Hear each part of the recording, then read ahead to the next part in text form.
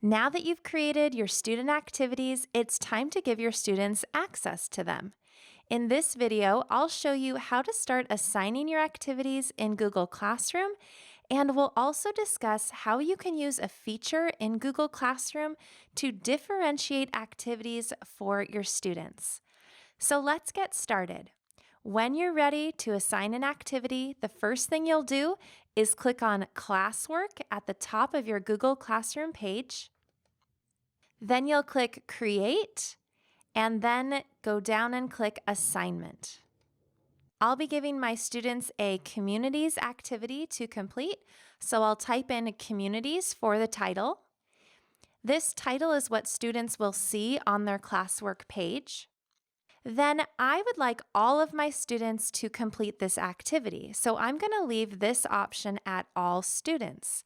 However, if you want to just assign this activity to a certain group of students, you can click on All Students, then uncheck the box next to the word All Students at the top, and then go ahead and select the students who you'd like to have this assignment.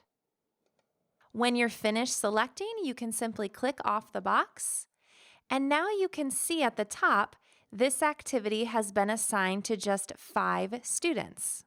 Differentiating in Google Classroom can be really beneficial for your students. For example, last year, I gave my students an initial word study assessment at the beginning of the year, and I found that my students were really all over the place in their ability level. I had students at the kindergarten level and at the 3rd grade level. So I was able to then group my students based on that assessment. And then what I would do is create different activities in Google Slides, and I would assign specific activities to specific students depending on what they needed. And those students were only able to see the assignments that were given to them. And besides word study, I've been able to differentiate for reading activities. I've given certain students extra reteaching activities in math and also challenged those students in math who needed it. I've also been able to give graphic organizers to certain students who just need some extra scaffolding in writing. You can even differentiate in group projects. So if you have one giant project you want your class to complete, but you just want certain groups of students to complete different parts of it, you can create different assignments for those different groups here. So that's a little bit on the differentiating feature. But again, if you want all of your students to access an assignment, you'll click on Students here and then click the All Students box. Now you can see it's back to all of my students. So I'll continue to fill out this information for my communities assignment. You can type in any instructions here that you want your students to see. I leave this blank a lot of the time, but it's up to you. You can add a point value to your assignment if you're planning to correct it later. You can just click and type in the point value.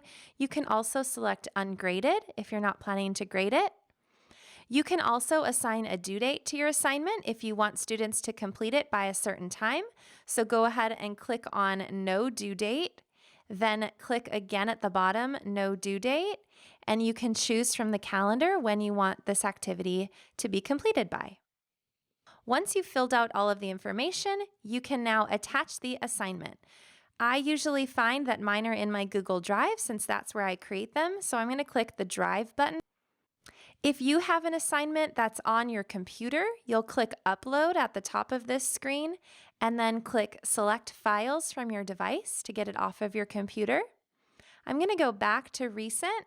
If you need to search your Google Drive for the activity, you can type in this search bar right here for what you're looking for.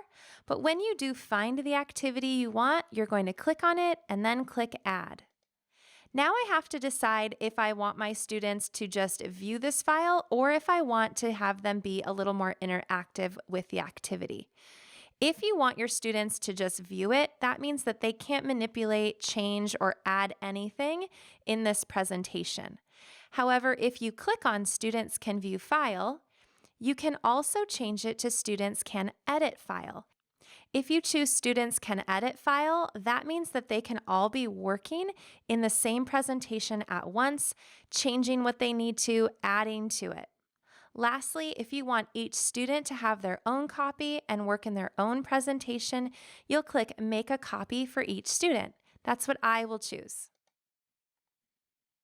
Now, if you want to add anything else to this assignment, like a YouTube video, you can click on the YouTube icon and you can simply search for a video here or type in the URL by clicking URL. You can also add a link to a website if you want them to visit a certain website. Now, before you click Assign, you want to make sure that all of your information is correct. You will not be able to change this option right here for how your students will receive their copy. So you want to make sure you have it correctly, and you want to make sure that you have the correct file listed.